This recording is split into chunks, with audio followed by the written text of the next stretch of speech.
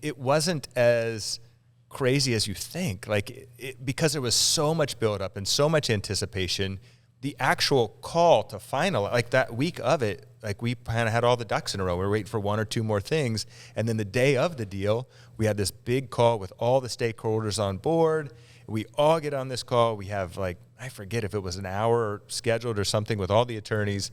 And 5 minutes in, the lead attorney for the other side is like, Greg, do you agree to all the stuff and releasing the documents? And I said, yep. John, for the other side, do you agree to release all the documents? He said, yep.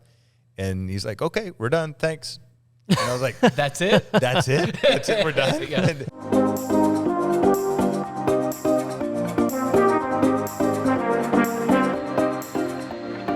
Welcome to the Small Nation Podcast, brought to you by CoverLink Insurance, where people are more important than policies. On this show, we unpack lessons from entrepreneurs, break down development strategies, and do deep dives on small town success.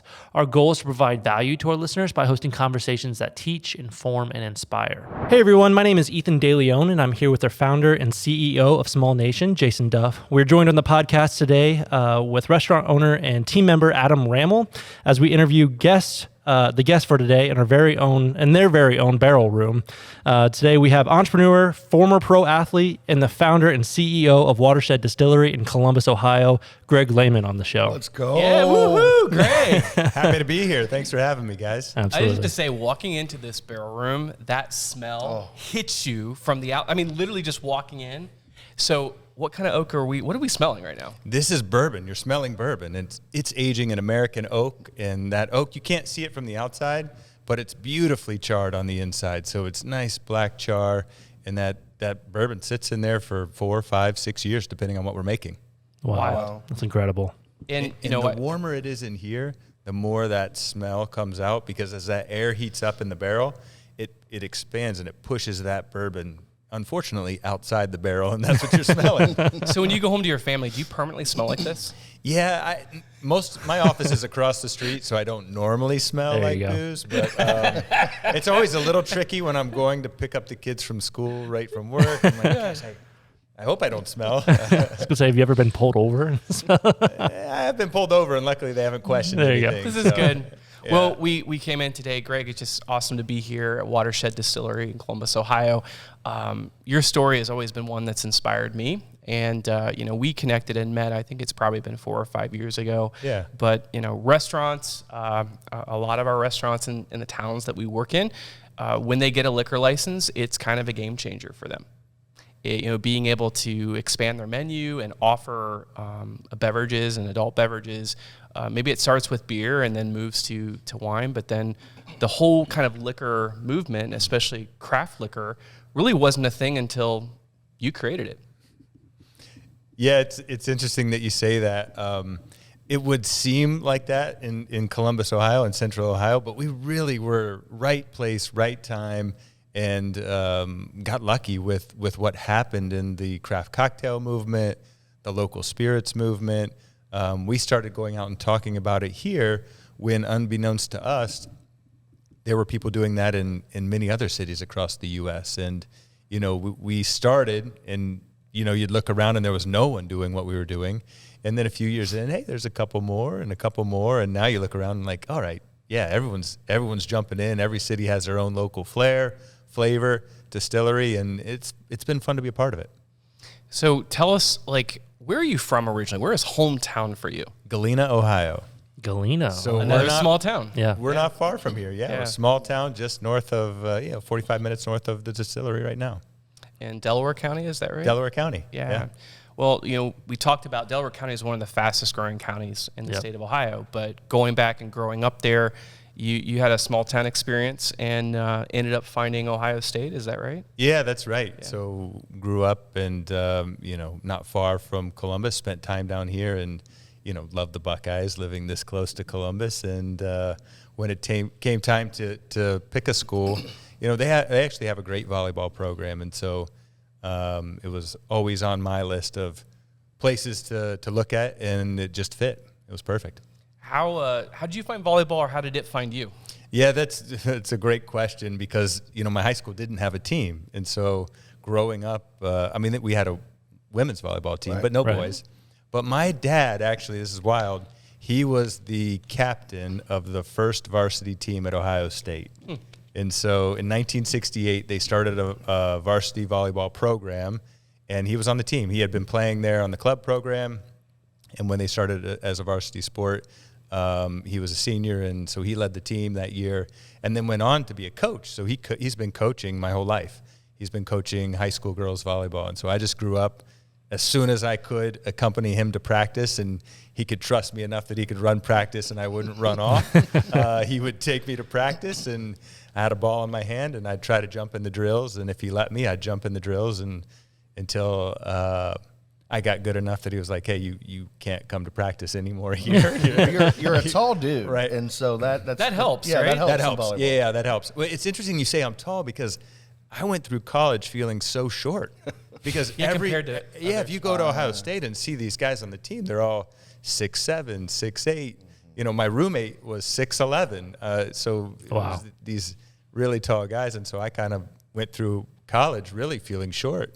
And then I got out in the real world, and I'm like, hey, you know what? I'm kind of tall here. This is all right. So what did you study at Ohio State? International business and operations. Wow. Okay. So I was at Fisher School of Business, and it was actually a cool experience because my first quarter in the College of Business, I had classes at Old Haggerty Hall. Now, you go to Haggerty Hall right now, and it's beautiful. It's different. Completely redone. Completely redone. Yeah. But then my second quarter in the business school was actually at Fisher. And so I got to just a little taste of what it was. So I had full appreciation for this beautiful, amazing campus that they built over there on North Campus. Awesome. So take us through that, through your volleyball journey and your college experience. Obviously, we ended up somehow overseas. The story goes to Switzerland. Yeah, it does. Take us with you there.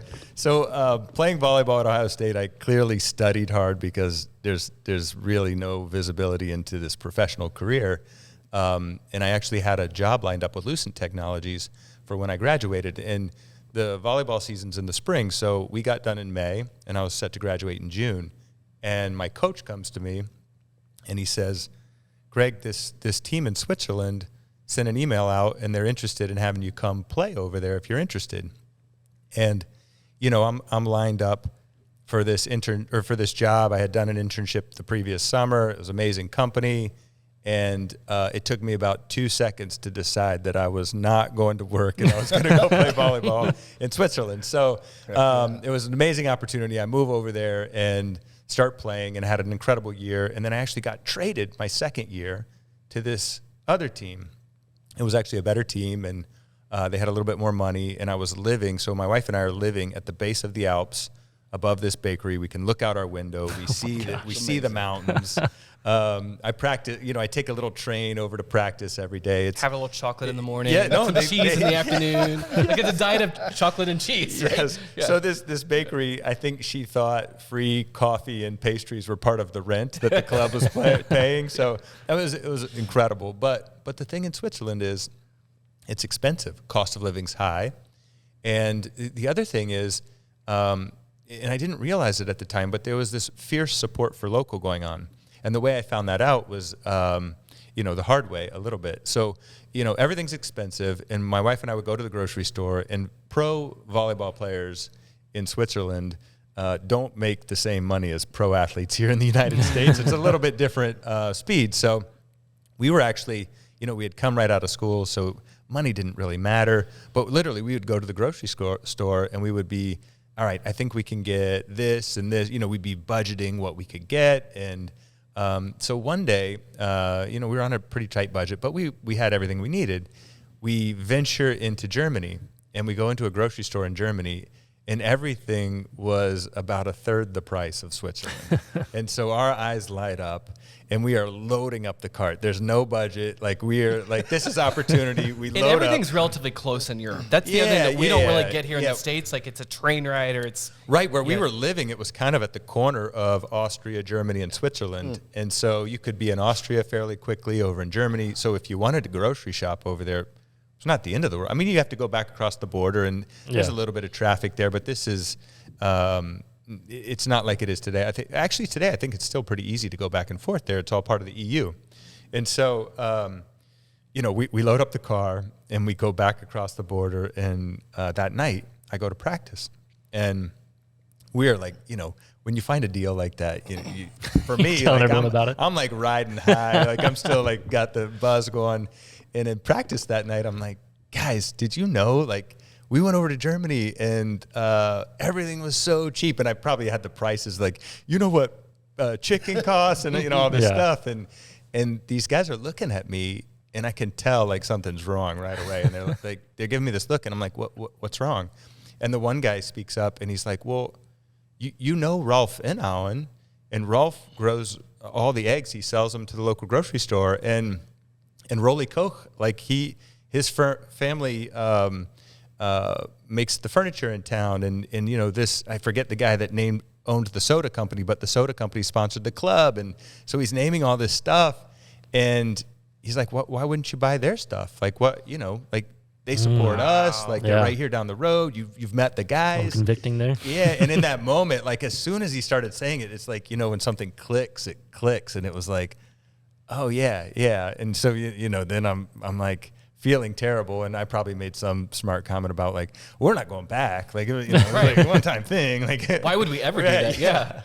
But in that moment, I think something clicked where it was like local, it shows the power of local. Mm-hmm. And even though it is expensive, a little more expensive, those dollars are going to someone and they're staying in the community. And so by buying that soda right down the street, by buying the beer down the street, the eggs down the street, those dollars come back to the club and they're sponsoring the club. And then the club pays me and then I spend those dollars. And so it's this whole ecosystem. And if you look at the town of Appenzell, there's still fierce support for local there. And so, it's not like I left that town and ran back to the U.S. and started a distillery, but there was a distillery in that town. And actually one of the guys, the threads to Switzerland in my life are really incredible as I've gone through. And I had no idea that this was going to happen, or I'd have this big a connection to it when I was at Ohio State. But after living there for a couple years and then coming back to the U.S., and really jumping back in the workforce, fast forward about 10 years, and that's when the idea for Watershed really started to grow. And it started because I was in the pig industry at the time and was really desperate to do something in my local community. And you said pig as in P-I-G. As in P-I-G, so bacon, pork. Okay. Not big, pig. Yeah. Pig, oink, pork. Yes. Oink, pork, yeah. And so there's no pork being raised in Columbus, Ohio, and so all my customers took me out and back to small towns, which was great. I really enjoyed that, but I really wanted to be involved here in this community. And so another buddy and I started looking at different business ideas, and we talked a lot about Appenzell, Switzerland, and what they did locally, and the gaps and the holes that we had that we weren't doing here at the time. And I remember driving to this pig farm, actually in Upper Sandusky. So I'm on 23 North driving up there, and I called Dave and I said, Dave, what if we made gin? What if we made bourbon right here in Columbus? Like, what if we set up a distillery? And Dave was always I was always the 500 ideas, and he was trying to find the one good one that worked. Yeah. And his first reaction was, no, that's illegal. We can't do it. And which, could be, kind of checks. Like, you can't distill at home. But I somehow convinced him, well, let's Google it. Let's do a little research and see, and we'll learn pretty quick if we can't. And it was wild. We found out pretty quickly that there were these small distilleries in different states doing it, but nobody was doing it in Columbus, Ohio. And in that moment. What year? What did this been? That was early 2009. Wow. And then we opened the distillery. We sold our first bottles at the end of 2010. So this is even like pre-craft beer. No, craft beer, you make a lot of mistakes and you make a lot of bad assumptions. So at the time, we had talked about craft beer, and that kind of led us down the path, because I remember mentioning to Dave, like, look, we can name some local craft beers, but you can't name any local spirits. They're all these big companies. And since there's 4 breweries already in Columbus, Ohio, that's overplayed. There's no room for any more. 4. That's the mistake we made. Wow. We were sure that, like, well, you got Barley's and you got Columbus Brewing Company and you got Gordon Biersch and you got Elevator. Like, we don't need any more. Like, that's it. And clearly we were wrong with that, and that industry has boomed. But at the time, like, that was the initial conversation around it. And so you had 2 guys that didn't know how to distill and really didn't have any money, and thought, maybe we could do this. How would we do it? It's the American dream right there. Right. Yeah, that's awesome. Tell me, so, part of this podcast is a lot of this podcast is aimed towards entrepreneurship just in general. And we've had previous guests on talking about partnerships. And, in our conversations in the past, there's good and bad things. But I know you've had, you mentioned you starting this with your buddy, which is what we find, a lot of first partnerships are with, friends or family. And I know you guys have worked through that partnership well from, I believe, our previous conversation. So tell us a little bit about your experience working with a partner and kind of the progression of that and kind of where you're at today with it. Yeah, I think it's really important picking your partner. And I had no idea the power of picking the right partner when I started. I think, again, I got really lucky. Dave Rigo turned out to be, as far as working with me and our styles together, one of the best partners I could have picked. And, we definitely knew when we started talking that we both had energy for it and we were both excited about it. But I think most businesses, when you're starting out with a partner, the reason you go into business together is because you have this same energy and this same fire. But I think the things that really made Dave and I work are on a few different levels, and I've thought about this a lot. But if someone was asking me about picking a partner, I would say, look, you really have to understand how you work together. And I would almost recommend do a small project first before you jump into the bigger project. Yeah. And see how you work together and see, how you both react when there's stress, how you react in the good times, and how you both view money and how you view growth. And I mean, it truly is almost like a marriage, or as complex as a marriage, because you're spending a lot of time together. You're chasing really passionate goals together. You're managing bigger amounts of money, huge amounts of money, depending on if you're being successful. And so understanding how you're going to react in those is really important. And I think some of the things that made us work were just, we both had the ability to see ourselves and have a good view of, what we were good at and what we weren't good at. Mm-hmm. And we were both able to see the skills of the other one, where they were great and where we could fill in gaps with each other. And then I think we both recognized that, and I should actually say this other thing first. I think one of the most important things was we both had the same motor, or a very similar motor. And what I mean by that is we were working just as hard. So, when Watershed was in its formidable years, when it was really coming up and we were trying to make it go, we would pretty much wake up in the morning, both arrive at Watershed as, within 20 minutes of waking up, and be there until we couldn't work anymore, which was about the same time for both of us, and we'd go home and go to sleep. And wow. to find somebody that's wired to do that with you, it's rare. It's rare. Yeah. And if you're doing it and you're looking across the table and the other person isn't, then it creates all kinds of problems really, really quickly. And we noticed that there were times in our partnership that one or the other one had other stuff going on that was a little distracting. And so, we were able, and that brings me to the next point. We were both able to be really open and honest with each other, and not afraid to get really mad at each other, and not afraid to go quickly and say, look, I'm sorry. I get why you're doing this. You're super passionate about the business. You own the business just like I own the business. You think your idea is great. I think my idea is great. Like, I'm not mad that you're mad. Like, how do we move on?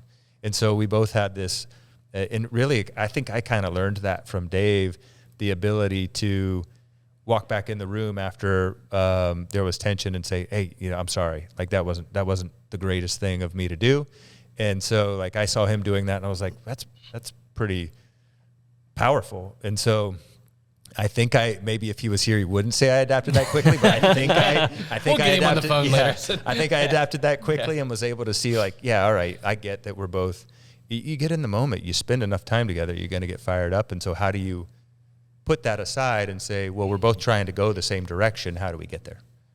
So yeah, I think, but ultimately, you know, you really have to be, sure that you can work together. And even so, like, I think, you know, priorities change. And I mentioned this, us working at the same speed, and, you know, there were life changes that caused that to change. And if something shifts dramatically, you know, you might have to really decide like, hey, we have to do something different. Mm-hmm. And sometime around 2017, Dave came to me and said, hey, I don't want to run this fast anymore. I think you should buy the business from me and keep going. And so to create a really short version of that, that's what happened. Yeah. And it took some time and it took a lot of negotiating, and we both did it in really good faith and worked hard to make it happen. But it was, I mean, I remember really struggling through that time, not knowing what it was going to be like without Dave, not knowing if I could do it, not knowing how to do it. And so, you know, there was a lot of concern when you start this thing and everything you own's in it and it's balancing, but it's working. And then half of you's like, and I'm out. You're like, whew, all right, I don't know how this is going to work. Yeah. But he really worked hard to, in one of the things that I think is amazing about him, he worked hard to make sure that until that paper was signed and he was fully out the door, he was 100% in. And there were a lot of things like that with both of us where we did what we said we were going to do and kept up our side of what we said we were going to do. And that makes a huge difference. I think it also establishes culture.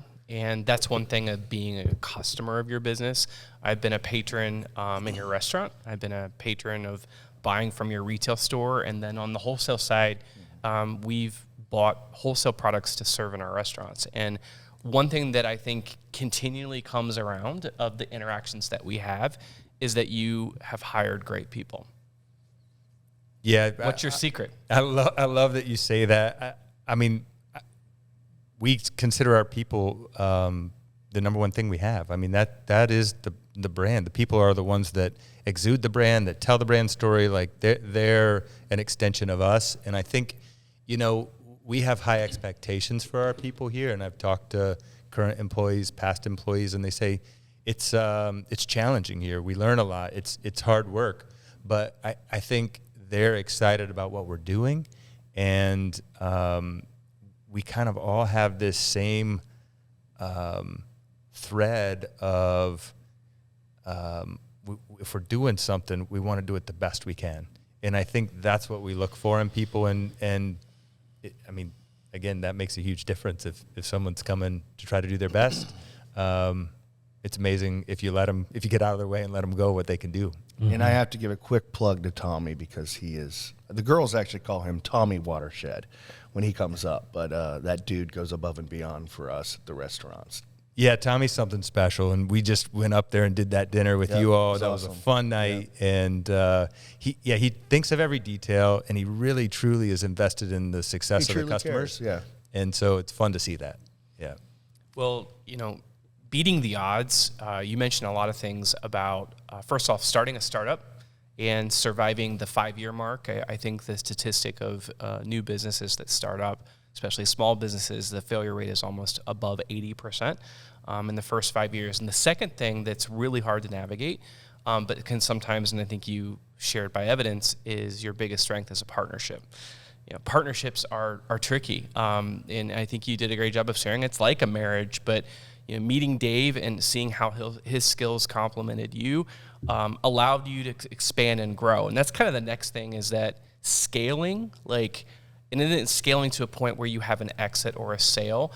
Can you kind of speak a little bit, at what point did you decide, man, we need a restaurant, or we need to, I know COVID required a lot of pivots, but how, kind of walk us through the scaling and the growth of Watershed?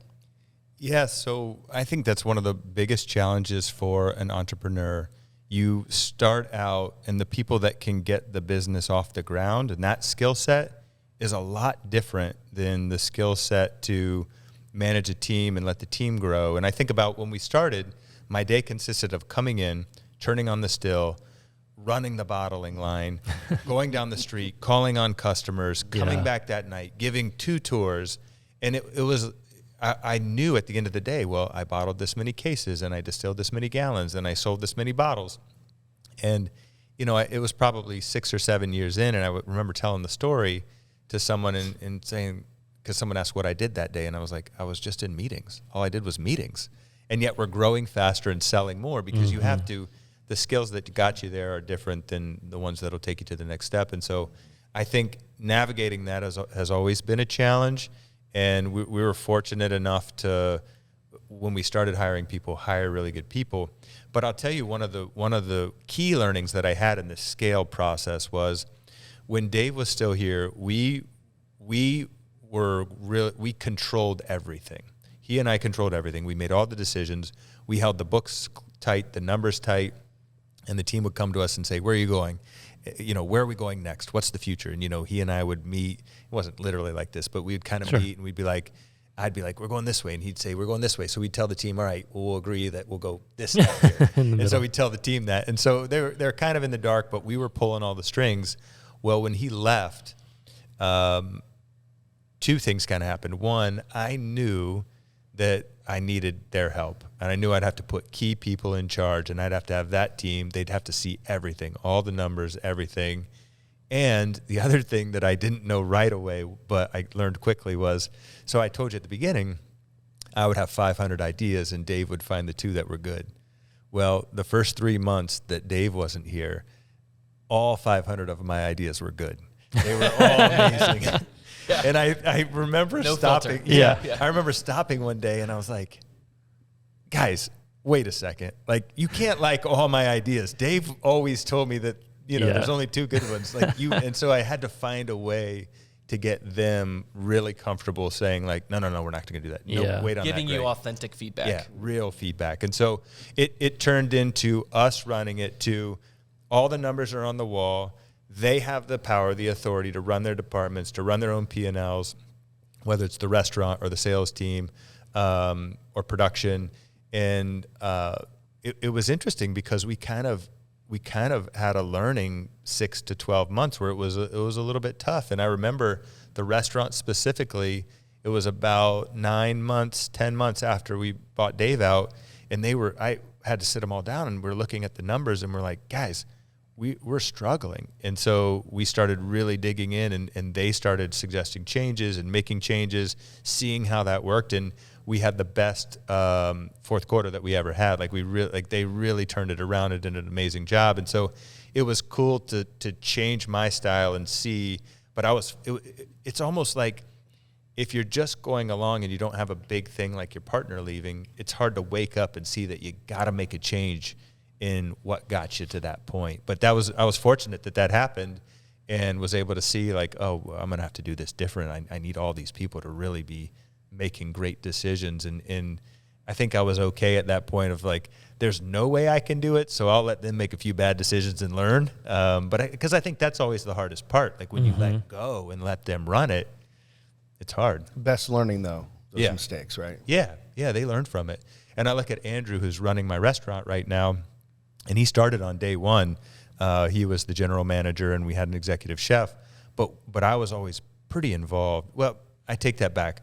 I was involved at different levels. Dave was more involved right at the beginning, but it was always one of us pretty involved. And but today, like he's running the restaurant, and he's going over the numbers, and he's pushing on the team, and he's holding them accountable. And so it's fun to see that, and it also allows us to grow at a faster clip because they're not waiting on me to do everything. Owning restaurants, it's kind of easy to own and run a restaurant. Yes. Simple. Right. Is that what you drink? Said with a straight, said no one anywhere. Yes. Yeah. But can I tell you that, tell me about, because this is me from the outside looking in, the genius of having a restaurant is the creativity that you can explore in designing cocktails.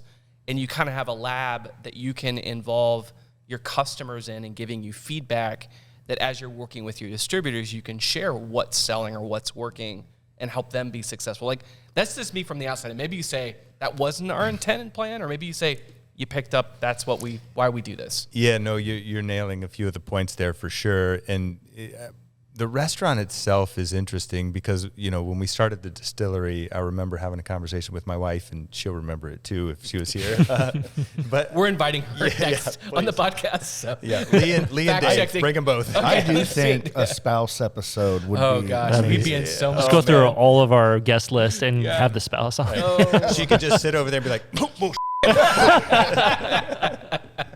You've got the button for that. Yeah, I you think, can beep that. You can beep Somewhere, her out when she yeah. says that. There you go. But no, so at the beginning I was crystal clear, like, hey, we're not going to be in the restaurant business. We're not in the we're in the industry to sell to them, but we're never going to be in that business. And then, fast forward a few years and a few cocktails, and we decided like, oh, we should totally have a bar here. And then bar turned into bar with food trucks, and then bar with food trucks.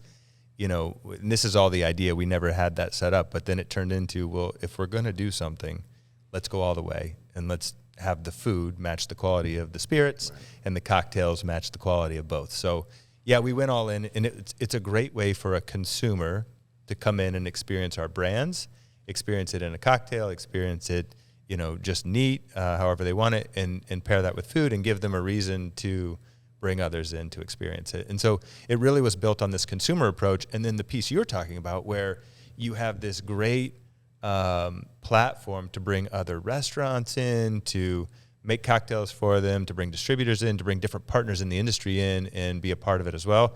That's been huge. And I can't say that I had enough foresight to see that at the beginning, but it's something that's been tremendous for us. Well, we had Wilson Reiser from Winans, Chocolates, and Coffees on the podcast last season, and one of the things that he brought to me as a gift, as an experimental taste tester, which I'll always volunteer for anyone in food and beverage, were these cherry cordials that had Watershed, I believe it was bourbon that was in them. Let me just tell you, it's one of the best things I've ever put in my mouth. Yeah, really, awesome. really incredible. So you do a lot of collaborations and partnerships. Like, tell us about why that's important for your success. Yeah, well, Wilson's great, and Winans has been an amazing partner, and they may or may not be working on some other amazing I heard some rumors. candies. There are some rumors. I'm excited to have in the shop as well. But those cherries are phenomenal. I love those. So really for us, I mentioned part of the reason for starting Watershed was to be tied back into this community. And so I love the community. I also love small business. And so partnering with other small businesses in the community, that's huge for me. Like, that's what it's all about. And so, you take some great products like what we're doing at Watershed and what Wilson's doing at Winans, and you find a way to do something together. It's cool. It's exciting for us. And I always think, if we're pretty jazzed about something here that we've made or we've collaborated, we think, all right, I think other people are going to be excited about this too. Yeah. And it's amazing. Those candies, they fly off the shelf. We thought it would be a holiday thing. It's year round. Wow. People love them. They want them. So it's exciting and fun. And, I think, whether it's them or there's some breweries that we've worked with over the years, or a coffee roaster. I mean, there's a lot of partners that we've found, and it's always fun to work with them because you're meeting someone who is passionate about what they do. I think about, John at Ramble Coffee and, buying a coffee roaster and leaving his job. I mean, it's similar to what we did. And Bold. So we hear, we hear that story and we're excited and energized about it. And you want to be part of that journey. All right, at this time, we're going to take a quick break to hear a word from our sponsors. Brew Fountain is voted best beer bar in Ohio. Come visit their award-winning team in downtown Bell Fountain for fresh, local craft beer, soups, salads, sandwiches, wine on tap, and handcrafted cocktails. And they're always available to cater your next event with their boxed lunches and platters. Cheers to Small Nation. Big city dining in a small town. Now that's the Syndicate. Join them for fresh steaks, pasta, or seafood for dinner, or stop in for Sunday brunch to experience one of their signature dishes such as chicken and waffles, and maybe even pair it with a mimosa flight. Located at 213 South Main Street in downtown Bell Fountain. in our previous conversation, you spent a lot of time talking about how you are doing business with people that you know and you trust and things like that. What would you say to our listeners who are maybe trying to find those collaborators? How do you find those people? I think when you jump in and you have a business and you're, I don't know, going through life, if that's the right word, but like these opportunities, they just kind of, they start to pop up, whether it's a conversation. They're drawn to you. Not so, like we might be drawn to them too, but it might be like, hey, we noticed that people are aging coffee beans in a whiskey barrel. And so then, my buddy's starting a coffee roaster, like, hey, what if we did this, and the conversation starts. Or, I remember we went down to Bourbon Trail in Kentucky and they were pairing chocolate with bourbon. And we were like, it blew our mind. We're like, that's amazing. Why aren't we doing that? And so we got back here and my buddy Shane Wyan when he was in high school, he worked at Winans and he always talked about the family. And so I remember sending Shane a text saying, Shane, we were thinking about doing some chocolate here. Can you connect me with Winans? And he's like, absolutely. And next thing you know, I'm talking to Wilson. And this is amazing. When I called Wilson, he starts laughing and he's like, we have your bourbon and we're aging cherries in it. And we were about to call you and see if you wanted to meet to taste this project that we had. I mean, I can't make this up. And so then we were super excited at that point. And so within a month we were meeting and eating these cherries and talking about ideas, and it just snowballed from there. Wow. That's incredible. So I don't know that there's one way, except that if you're going through life and you're experiencing and consuming these things in your neighborhood and you're kind of paying attention, then you see like, oh, I like this. Mm-hmm. Let's do something. Yeah. Well, and there's values or things that align with your company too that obviously attract you. Yeah. That's cool. And then on the flip side of that, what do you do when a stakeholder, like how do you recover when maybe somebody that you care about or that you thought cared about you burns you? How do you recover from something like that? I've taken the approach, and we all have our moments behind the scenes where you're frustrated when something like that happens. But whether it's a stakeholder, and it will happen, by the way. Yeah, no, it does. It does.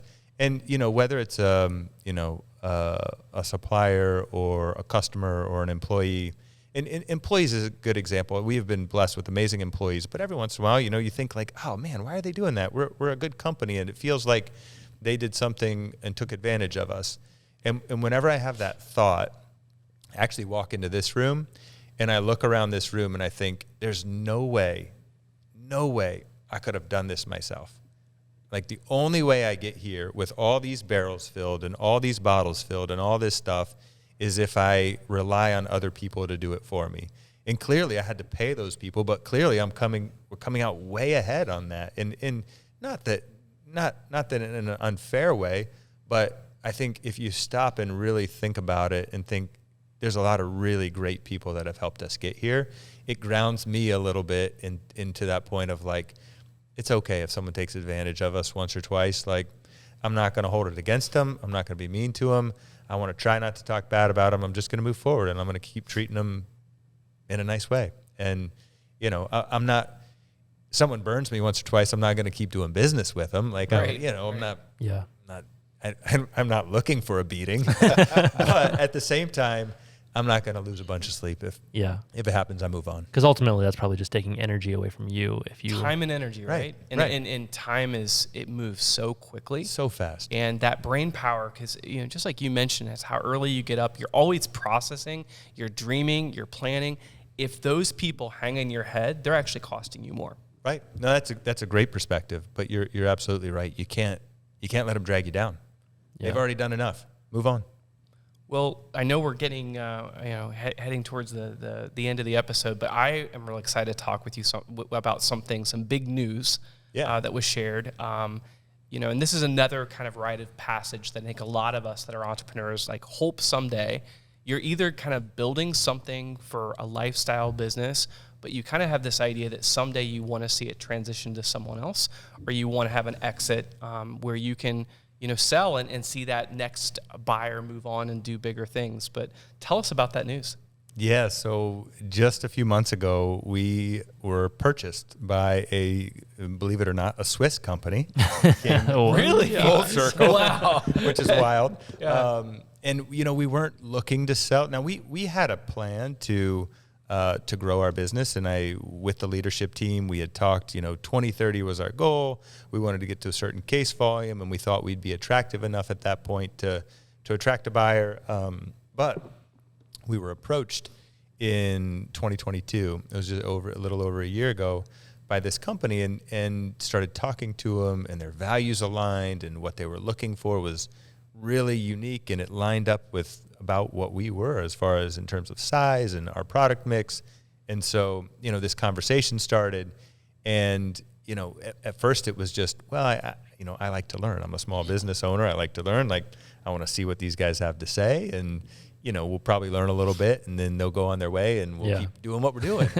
And, after a bit, it got really serious, and they put some numbers in front of us that were exciting. And so we started working on a deal, and both sides stayed excited all the way to the end until we were shaking hands. And in July, we got a deal done and officially sold the business. And I think one of the most exciting parts for me was they wanted me to stick around and run it. They wanted the whole team to stay. And basically they said, look, we love what you're doing. We want to help you take it to all 50 states, and they're in 10 countries around the world. So these countries they want us to go to as well. And so it got exciting, because for me, it's almost the next step in my journey of, you got this business started, you got it to a certain point, all my life savings are tied up in the business, and it's really hard to scale at this point, because without going out and raising outside money, it's going to be hard to scale. And so with this partner coming in, it solves some things and allows me to move to a stage where I'm working together with them to scale this business, which is exciting. It's fun. They have some infrastructure and some funds to go do it. And so it's not just me against the world trying to do that. And so, yeah, it's, we're right in the beginning of it. So it's hard to say like what that looks like and what the path is, but we're in the middle of it. We're trying to figure that out, and it's exciting. Congratulations. That's awesome. So the emotions of that, you kind of get we all have the idea as an entrepreneur. We want to get to that peak. The deal happened. You signed the closing paper. There's probably a wire or money that exchanged hands. How did you feel? And I know you're still working in the business now, but like, did you take time to celebrate that, or is it more just kind of doubling down? Like, how are you processing all of this emotionally? Yeah, that's exactly the question to ask. And so I'm going to rewind a little further before that. So, we started talking to him last year, and so my wife and I would, we would have this reoccurring conversation, like, what if it really happened? What do you think? Like, we're going to sell the business. Like, this is crazy. And I remember having the conversation, and I think we started talking in August, and they came out in September, and then they were out again in October. And this is of last year. And in October, we were having the conversation, like, I think they want to move fast. I think we're going to have the deal done before the end of the year. Like, we're going to have this thing sold.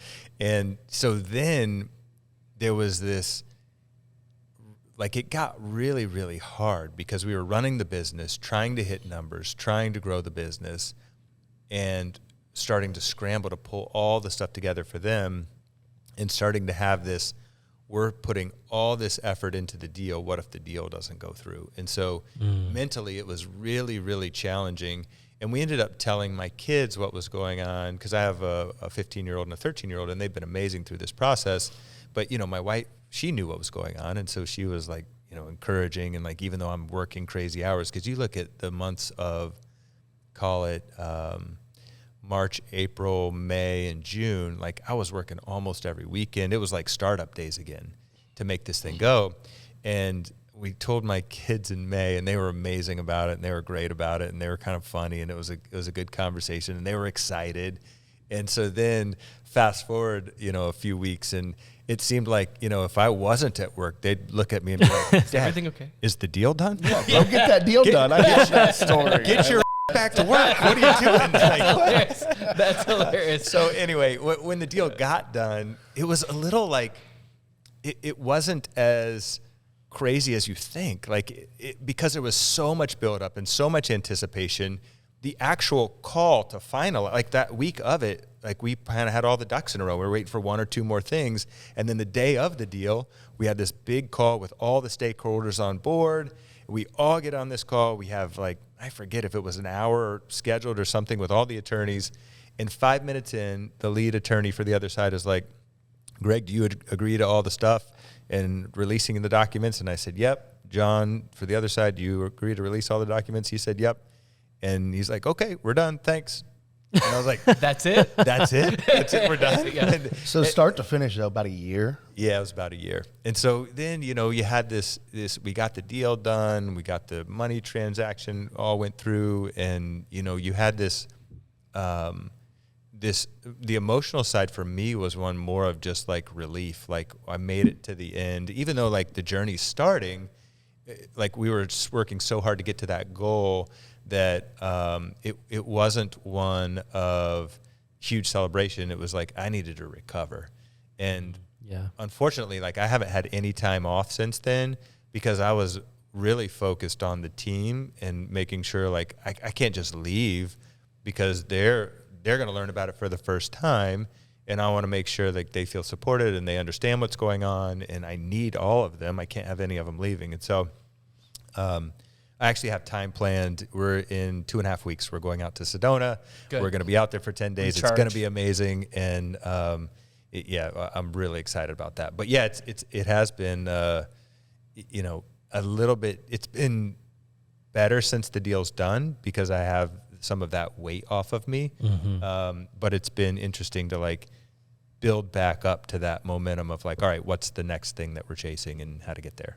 But Adam and I've had a lot of conversations about feeling like you're never enough, or feeling like you're there's always someone that's going to outpace you. So it's a little bit of low level anxiety. That some of it is very healthy for us, but that idea of arriving it's a shift. It's a shift, and so I just appreciate you sharing that, and I hope that time is you do celebrate and just. Because we're, and I think a lot of people that are listening, we're celebrating with you because many people have, been running the marathon, and there's a lot of sprints in between that marathon, but like just crossing, that's huge. But also excited for what's next. So and I think you're right. Like there is this, that resonates with me when you say this anxiety of like, I need to be running. What is next? Where, there's. We've hit this revenue mark with Watershed. I got to get to the next mark, and I never enough. I know that drives the success, but there's also something that's challenging with that because, you look at like, what are we chasing? What am I chasing? And what's it for? And, that's my wife and I've been talking about that some, and like, our kids are in middle school and high school, and, pretty soon they're going to want to move out, and as they should. I hope. I think. Well, they might stay with you. But so I think understanding that some of it's healthy, some of it isn't healthy, and trying to find that balance is key. And kids and family and just getting older in general, I think changes a lot of things. Yeah, remember when we were in our 20s, Jason? Yeah. We're not there anymore, Adam. It was just the other day. Yeah, exactly. It seems like well, that. time, it does blink. You do blink. Yeah, that's cool. Awesome. Cool. Well, I just want to move into kind of a fun little segment here. Rapid fire Q&A. Round one. Here we go. Okay. First question for you is, what are your personal top 3 favorites of the product you sell? I love our uncut unfiltered. I love our 4-peel gin, and I love our bottled and bond bourbon. Wow, you had those answers ready to go. I'm impressed. No, Chino. Oh, no, Chino's amazing. It is amazing. I think I put them in order of like if I was pouring a drink tonight, what I would do. He's like, that's my game Chino's, plan. It's after dinner. You can't go wrong with the sipping of Chino. Awesome. What's your favorite restaurant in Columbus? Oh, man, this is tough because they're all my customers. Yep. Man, you're going to make me pick. Can I say Watershed? Sure. Yeah.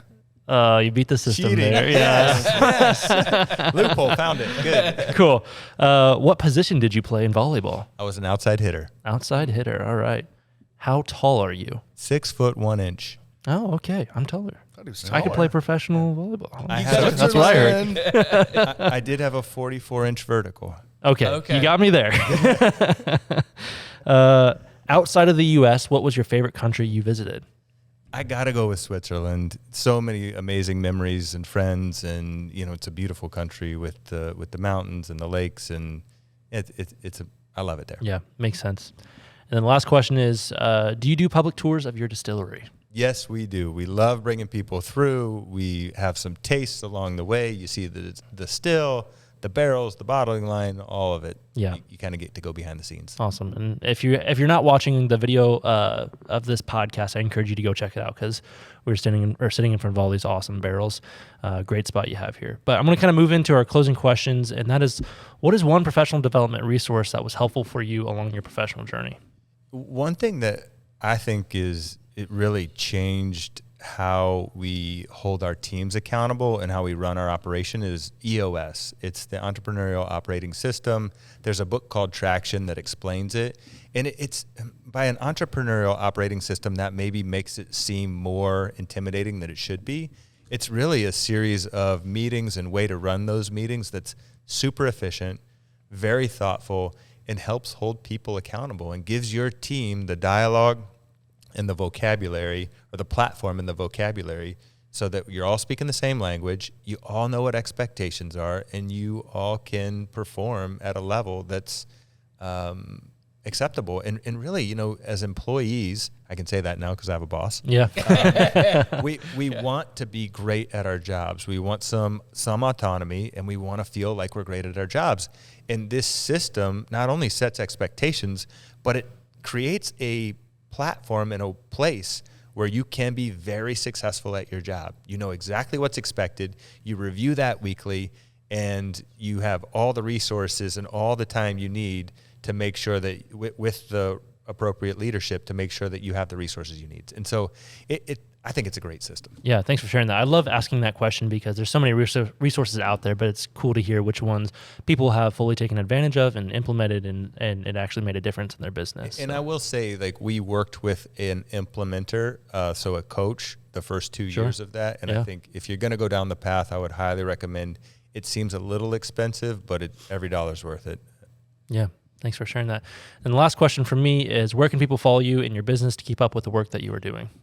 So we have an email newsletter. That's the best way. If you get on our website, watersheddistillery.com, you can sign up for the email newsletter. Anything exciting, fun in the restaurant, the distillery, we talk about it in our email newsletter. Yeah, awesome. And Thanks, Jason, Ethan. Greg, just you're mentioning, and I love the ties. First off, we called each other today. If you see, we're I noticed wearing that. the same thing. And as we walked in, we had a moment because we're now wearing these new On Cloud shoes, which. Listen, they're not a sponsor or anything, but they should be, because they're the best shoes that you've ever. They're amazing. Yeah. I love these things. Well, one of my favorite countries in the world is Switzerland. So I was excited to hear your story. And I remember traveling there when I was pretty young, and I got to experience a Victorinox Swiss Army knife. And I literally, you're telling your story and sharing all this great advice about partnerships, about growing a company, about adding new business units, all of the things that you are is you're like a human Swiss Army knife. Because really, what it takes are all of these different skill sets and tools. And I admire you. I know we kind of opened up with that, but I think today, just thank you for sharing with our listeners. And I'm also excited to see how Watershed, and with your leadership and support, is going to go to the next level. But I'm also excited to see what's next in your entrepreneurial journey, because I think you've got a great act 2 with a lot more things on deck with the skills that you have. Well, thank you. That means a lot coming from you. You've done some incredible things yourself, and I'm excited about what's next. Thank you guys for having me on. Keep up the good work, Greg. Thanks.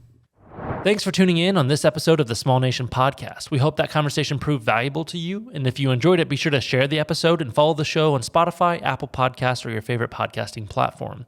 You can also subscribe to the Small Nation YouTube channel if you prefer to watch your episodes.